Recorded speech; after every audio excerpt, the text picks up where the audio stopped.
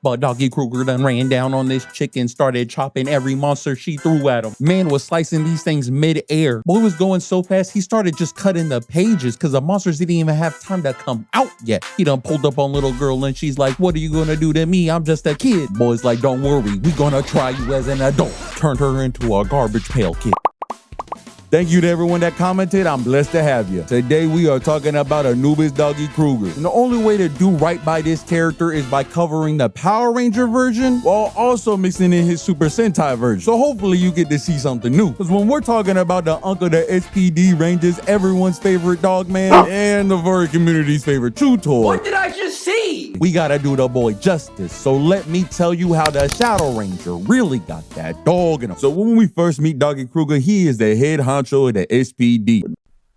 Who? Those unaware, the SPD version of the Power Rangers we are watching are pretty much like a future police task force on a world where aliens and humans live in harmony. That's why my man can look like a sci-fi version of Bluey and nobody bat an eye about it. But where we cut in is Doggie debriefing his A-team of Power Rangers, as he is sending them on a top secret mission to lower the defenses and weaken Grom, who is the Skeletor villain of the season, and hopefully get rid of his tyranny for good. And this squad's gonna be AFK for most of the season. We're only gonna hear about him here and there and when they inevitably disappear. But we'll get back to them a little later. But with them off planet, Doggie has to assemble him a solid B team. But as you can see, this Power Ranger squad lacking a couple colors. Luckily enough, they were able to cop the last two colors that they needed from a couple delinquents that our boy's gonna have to whip into shape. This being one of the reasons I really love SPD is because it's one of the few times that we ever get a Black Red Ranger. And as a mixed kid, I thought that was pretty cool. Now, if you wonder why 3 out of the 4 Black Red Rangers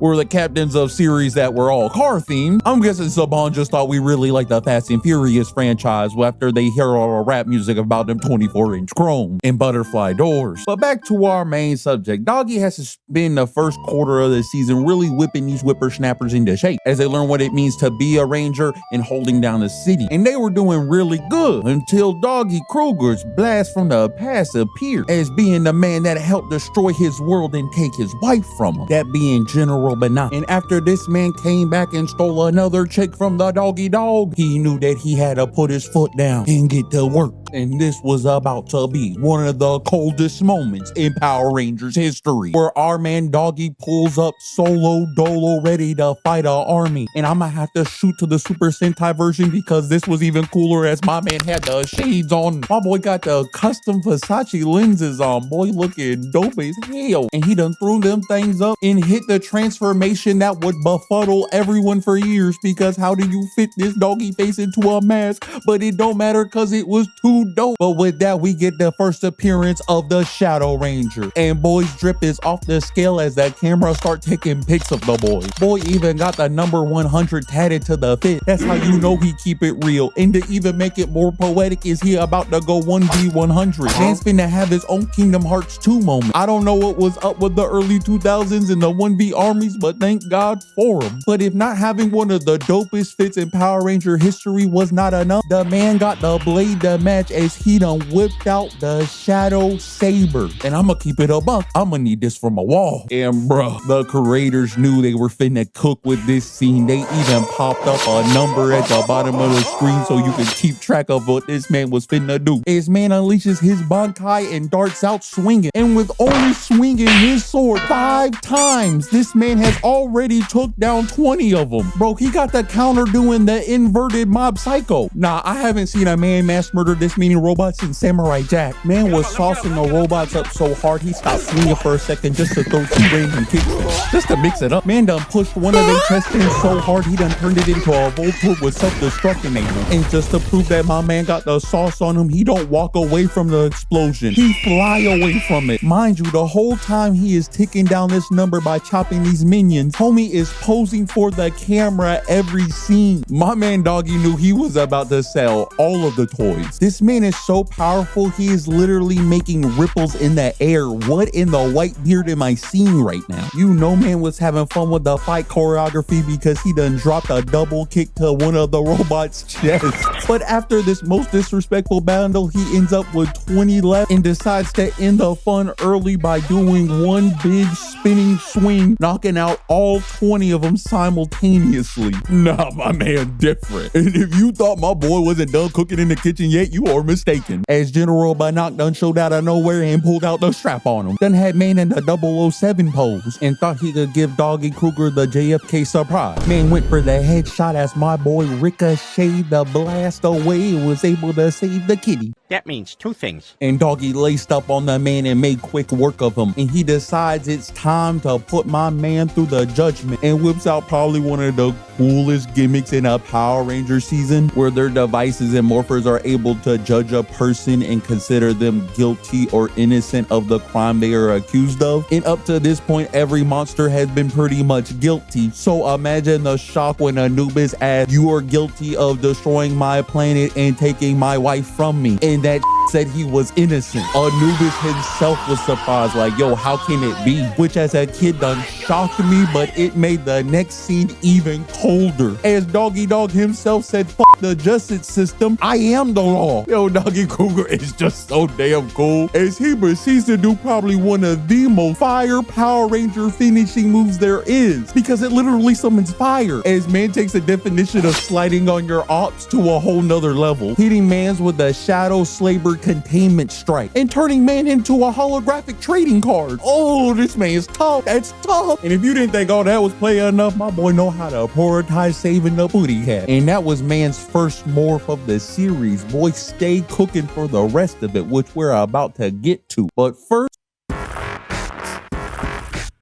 so it's important to understand who Doggie Kruger really is, and how better to look into a man's past. As I hinted to earlier, his world was destroyed by Grom. This led to the eradication of his people, and he fought to the bitter end, but ended up losing, but still somehow able to survive, but also losing his wife in the process. And because my boy is the Doggie Dog, my man is loyal to the bitter end for her. And we learn more about this when one of his so-called friends comes back from the past and fills us in how he fought Mortal Kombat Movie 1 style on the beach with this man. As I guess his boy really wanted to take Doggie's chick and have the most authentic Doggie style you could have. I mean, who could blame him? I guess my boy was really a furry at heart. But mind you, Doggie wife looked just like him with the Killmonger cut. So, hey chief, whatever's your type, I guess. Some of us are just blue wolves at heart. But I guess Doggie had to break it down to him that Shouty was only going to be catching one bone, and it wasn't his. But with all this information known, it's understandable to know why that Doggie is really protective of his rangers and the people of his world, as he doesn't want it to happen again. He refuses to lose anyone else to Grom and will defeat him by any means. And having such conviction, it is understandable why he gets a little pissed with the rangers at times. But for those that think Doggie is just pretty cool and I haven't sold you just yet, come over here, nephew, and let Uncle Shaman done tell you a story. What if I told you that Doggie Kruger himself went toe-to-toe with the Violator? Oh yeah, you heard me right, my man went mano-a-mano with the Prince Ranger. But sadly, us in the States did not get to see this masterpiece at work. But just like Drake, I'm about to colonize and localize this thing right here for you. So SPD and Mystic Force end up crossing over to destroy a new threat that has teamed up with the respective villains of each series. But these guys were able to get the upper hand and almost eradicated both the Red Rangers of each squad. Well, that was until Nubis done jumped in the scene, saving both respective Red Rangers from being expunged from existence from some force lightning. But you know the Violator can smell a man's power level from a mile away, even in the depths of hell themselves,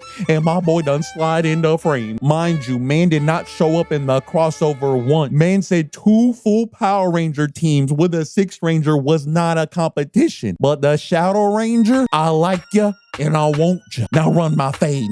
Man, look at the other villains like, yo, go do your thing. I'm busy right now. And instantly started blasting on Doggie. And this man, Doggie, mid-flight whips out the Shadow Saber, and Koragg says, I will oblige ya. As they took this battle from Super Sentai to Super Saiyan, as these boys start teleporting all over the place. And all I'm thinking to myself watching this, if our Power Rangers from our series had to face this Koragg, they wouldn't have made it past episode 1. These men were flash stepping all over the place. They ended up in a whole different location. I cannot put in words how much aura is on the screen right now. These two's power alone blew up a mountain from miles away. And bro, this next scene sold it for me, because these boys said, F some fight choreography, we're just gonna do our finishing moves simultaneously. They said, let's just cut to the chase, big fella. Doggie done winded up his Shadow Saber, and this man Koragg done did the same move bar for bar. It'd be copyright or something. But boys like Sumi, see, and they start sliding on each other, hitting us with the classic samurai last strike. But unlike any of those iconic scenes that you have seen before where you're waiting for one of them to fall, these boys done stand up like nothing happened, and everything else around them started exploding. All these boys are so damn cool. And bruh, Shadow Ranger is so dang cool that Koragg the Violator himself gave my man some prop. And the Shadow Ranger's like, yo, you're not too bad yourself, kid. And then Koragg dips out for the rest of the crossover. I'm just saying, I'm pissed that we didn't get this over in the States. Man, it would have been peak. And then add on the fact that Solaris Knight and Anubis are played by the same actor. Man would have been crossing over with himself. Now back to our version of Doggie Kruger, who's putting hands on his own Rangers, but for a good reason, as he is trying to train them and toughen them up, because they are starting to be a little too chillax now that there is a Shadow Ranger about, feeling like they can slack off on their duties and do as much. And Doggie Kruger is not feeling this type of mentality. It's not very G7. So our man sends them through some rigorous training, really toughening them up, getting them new forms and becoming a better B squad. And in the process and growth of these people becoming better Rangers, they end up finding the original A-team and bringing them back to Doggie Kruger, which I ain't gonna lie,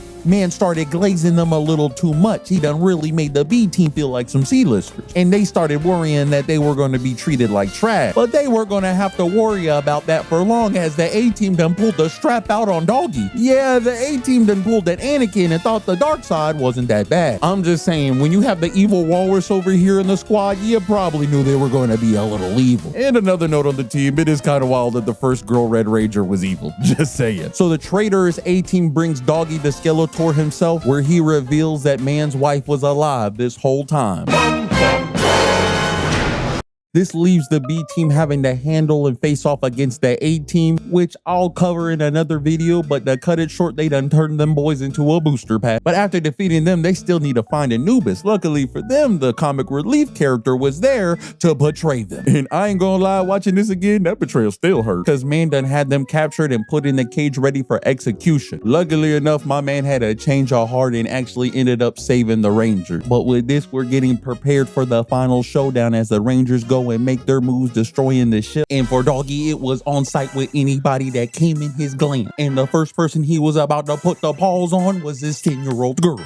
But don't feel bad for this little she-demon, as she's Grom's daughter, and she's able to make the monsters she draws in the pages come to life. Yes, she has the same powers as that one guy from Naruto. I don't know his name. I'm not gonna go look it up. But Doggie Kruger done ran down on this chick and started chopping every monster she threw at him. Man was slicing these things mid-air. Boy was going so fast, he started just cutting the pages because the monsters didn't even have time to come out yet. He done pulled up on little girl and she's like, what are you gonna do to me? I'm just a kid. Boy's like, don't worry, we gonna try you as an adult. Turned her into a garbage pail kid. And after he was done locking away the daughter, it was time for daddy to run these hands.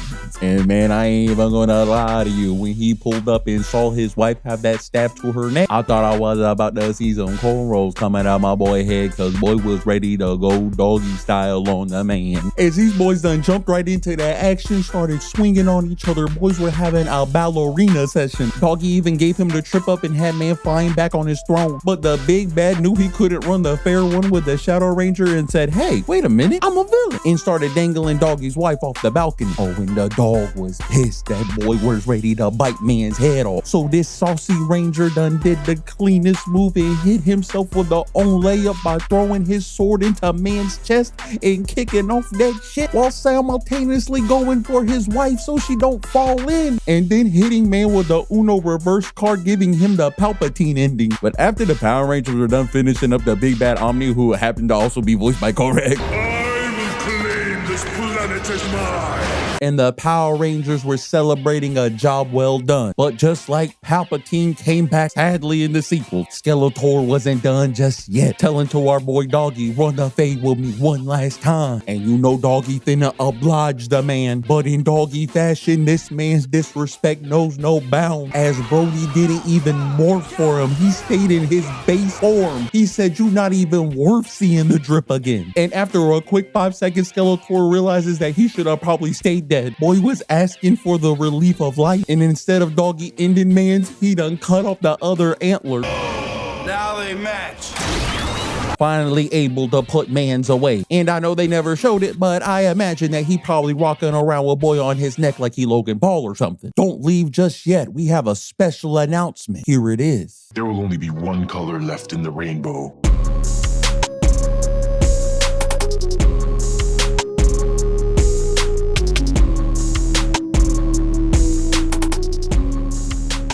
Oh snap, it's Dinomorphin time next time. We finally gonna be covering probably one of the most requested people for the new year. But if you want to decide the next thing that I cover, you can go over to our community tab right now and cast your vote or leave a comment. And if that's not your steez, you can like and comment and subscribe. That's always helpful too. If you're looking for another video to watch, I definitely recommend our Koragg one if you haven't seen it yet. It gives you a little context for this. But maybe if Power Rangers isn't your thing, I definitely got some DC content right over here that you might like. But until next time, what's poppin'? It's Shaman.